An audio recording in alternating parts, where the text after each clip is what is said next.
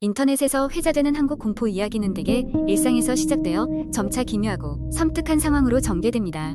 여기에는 종종 도심 속의 외딴 곳이나 오래된 건물이 배경으로 등장합니다. 이번 이야기는 그 중에서도 특히 소름 끼치는 기분을 자아내는 기숙사에서 벌어진 이야기를 소개합니다. 몇 년 전 나는 지방의 한 대학교에 입학하게 되었다. 학교는 도심과 조금 떨어진 외곽에 위치해 있었고 주변에는 허름한 기숙사 건물들이 줄지어 있었다. 나는 입학한 후 가장 저렴한 기숙사 방을 선택할 수밖에 없었고 그 방은 오래된 건물의 4층에 위치해 있었다. 처음 기숙사에 들어섰을 때 낡은 복도와 스산한 분위기는 나를 조금 불안하게 했지만 새로운 시작에 대한 기대감이 더 컸다. 내가 배정받은 방은 낡은 나무문과 삐걱거리는 바닥에 있는 작은 방이었다. 이 방에는 묘한 분위기가 감돌았고 어둠이 깔리면 으스스한 기분이 들곤 했다.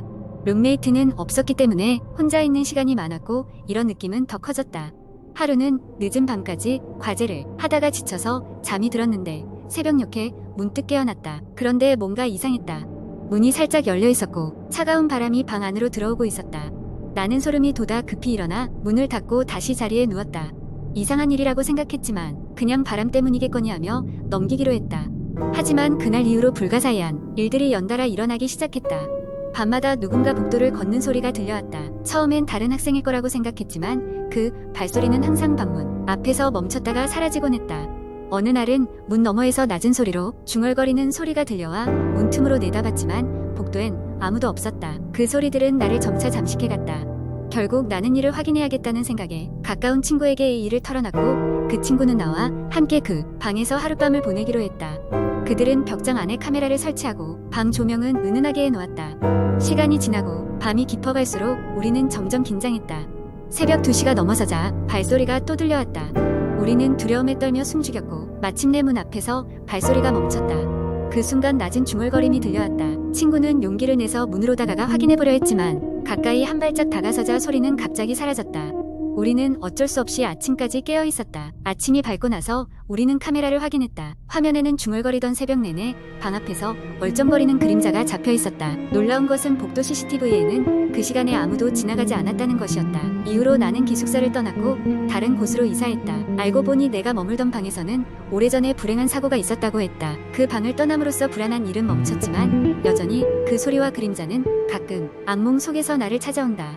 이 이야기는 기숙사에서 벌어지는 일상적인 순간들이 어떻게 공포로 변할 수 있는지를 보여준다. 우리가 보지 않는 곳에서는 무엇이든 가능할 수 있다는 생각에 오싹함을 느끼게 한다. 두 번째 이야기. 어느덧 가을이 깊어졌고 서울의 밤거리는 차가운 바람으로 이내의 신년스러운 분위기가 감돌고 있었다. 나는 회사에서 늦게 퇴근하고 있었고 여느 때처럼 지하철을 타고 집으로 돌아가고 있었다. 하지만 그날은 무언가 달랐다. 지하철역에서 내렸을 때 나는 거의 모든 전등이 꺼진 지하철 역사의 음침함에 몸서리쳤다. 마지막 남은 전철이 지나간 오후 11시 45분 나는 무심코 낡고 노후된 엘리베이터 대신 계단을 통해 지상으로 올라가기로 했다. 계단을 올라가는 동안 나는 내 뒤에서 발자국 소리가 들리는 것을 느꼈다. 처음에는 다른 사람이 계단을 올라가고 있는 줄 알았지만 그 소리는 점차 내 바로 뒤에서 들리는 것처럼 느껴졌다. 점점 빠르게 뛰는 심장 박동 소리가 귀에 맴돌았고 나는 무의식적으로 발걸음을 재촉했다. 지상의 출구에 도착했을 때 나는 여전히 그 발소리가 계속 따라오는 것을 느낄 수 있었다. 나는 겁에 질려 뒤를 돌아보았으나 어둠 속에는 아무것도 보이지 않았다. 내 뒤에는 아무도 없었다. 애써 마음을 진정시키며 나는 집으로 향했다. 그러나 그날 밤은 이상하게도 모든 것이 으슬으슬 차가웠다.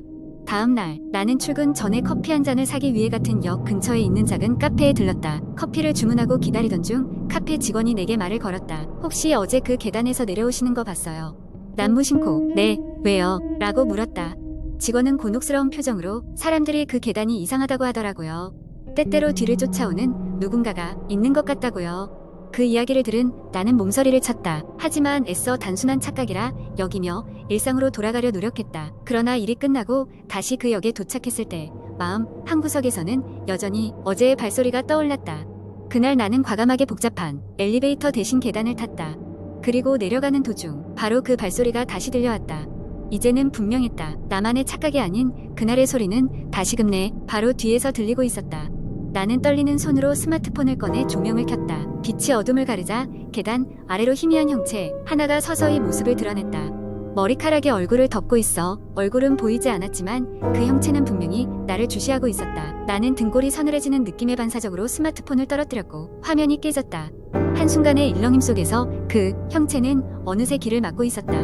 공포에 질려 전속력으로 계단을 뛰어내려가던 중 아찔한 느낌과 함께 발을 헛디뎠고 정신을 잃었다. 정신을 차렸을 때 나는 역 직원의 부축을 받고 있었다. 다친 곳은 없었지만 머릿속은 여전히 혼란스럽기만 했다. 직원은 내가 계단에서 굴렀다고 말했다. 하지만 나는 기억한다. 그 희미한 형체는 분명히 존재했다. 그 후로 나는 결코 그 지하철역 계단을 다시는 걷지 않았다. 사람들은 여전히 그 계단에서 이상한 소문이 들린다고 말하지만 어느 누구도 그것의 정체를 정확히 알지 못한다. 단지 계단 위에서 느껴지는 섬뜩한 발소리와 그 소리에 홀려 사라졌다는 사람들의 소문만이 전해질 뿐이다. 나는 지금도 때때로 생각한다. 그날 계단에서 봤던 그 형체는 도대체 무엇이었을까? 그리고 왜 나를 따라왔던 걸까? 분명한 건 하나다.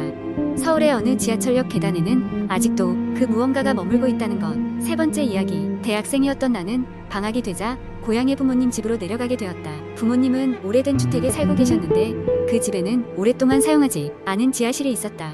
어린 시절 지하실에서 뭔가 이상한 소리를 들었던 기억이 나서 그곳은 항상 무섭고 기피하고 싶었던 장소였다. 어느 날 밤 부모님이 집을 비우시고 나는 혼자 저녁을 먹고 있었다.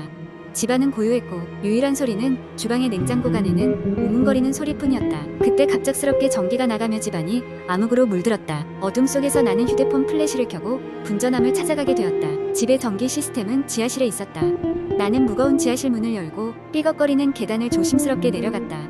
지하실은 차갑고 습기가 가득했다. 평소라면 그곳에 있을 이유가 없었지만 이번에는 어쩔 수 없이 내려갈 수밖에 없었다. 플래시의 미약한 빛에 의지해 전기 패널을 찾고 있었을 때 갑자기 벽의 반대편에서 이상한 소리가 들리기 시작했다. 처음에는 바람 소리 같았지만 점점 커져가는 그것은 사람이 누군가를 부르는 듯한 목소리로 변해갔다. 도와줘. 여기 있어.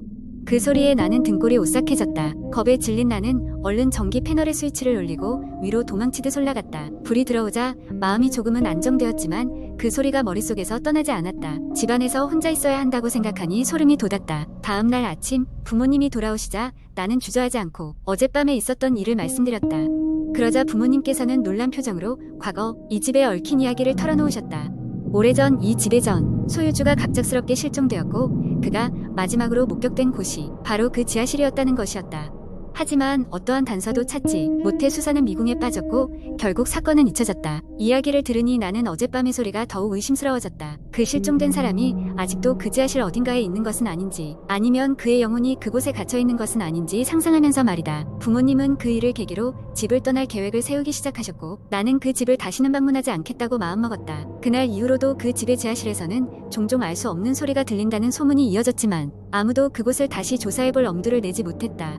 지금도 누구에게도 설명할 수 없는 그날의 공포는 내 마음 깊은 곳에 자리 잡고 있다. 이 이야기는 한국 인터넷 커뮤니티를 통해 전해 내려오는 여러 공포 썰 중 하나로 읽는 이로 하여금 상상력을 자극하며 아직도 그곳에서는 무슨 일이 벌어지고 있는지 궁금증을 불러일으킨다. 네 번째 이야기 때는 2008년 장마철이 한창이던 여름이었다. 그날은 하루 종일 비가 퍼붓더니 밤이 되니 더 묵직한 소리로 지붕을 두드렸다. 나는 대학생이었고 기말고사를 끝내고 남는 시간 동안 잠시 부모님 댁에서 지내기로 했다. 부모님이 일 때문에 해외에 나가 계셨고 나는 혼자서 며칠을 보내야 했다. 집은 시골에 있었다. 오래된 한옥인데 조용하고 평화로운 환경 덕에 한 번도 무서운 경험을 할 일이 없었다. 그날 밤 나는 컴퓨터 앞에서 게임을 하며 시간을 보내고 있었다. 시간 가는 줄 모르고 밤이 깊어가고 있었다. 어느새 시간이 자정을 넘겼을 때 갑자기 마음이 불안해지기 시작했다. 속이 상한 것도 없고 게임이 잘 안 되는 것도 아닌데 이유를 알 수 없는 둥중한 불안감이 다가왔다. 그때였다. 창문 밖에서 움직임이 느껴졌다. 순간 두려움이 밀려왔고 모든 신경을 창문에 집중했다. 갑작스럽게 번개가 치며 집 주변을 밝히더니 창문 밖에 서 있는 검은 실루엣을 비추었다. 누구세요? 나는 떨리는 목소리로 물었다. 대답은 없었다. 번개가 스치며 다시 어둠으로 돌아갔고 나는 침을 꿀꺽 삼키며 기다렸다. 몇 분이 지나도 아무 소리도 없고 아무 움직임도 느껴지지 않았다.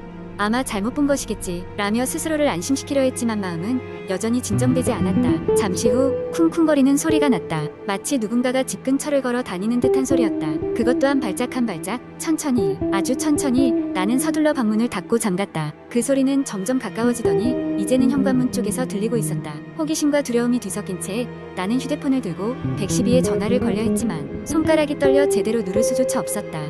그 순간 문 두드리는 소리가 들렸다. 그것은 단순한 두드림이 아니라 마치 안으로 들어오려는 시도를 하는 듯한 강한 타격 소리였다. 나는 더 이상의 고민 없이 경찰에 전화를 걸었다.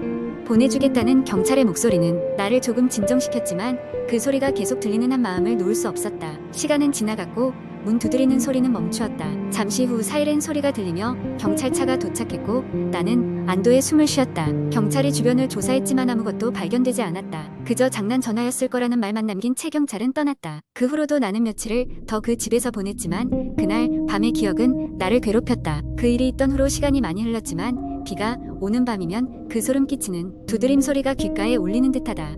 아직도 나는 가끔씩 그 집을 방문하지만 그날의 방문자가 누구였는지는 알 수 없다.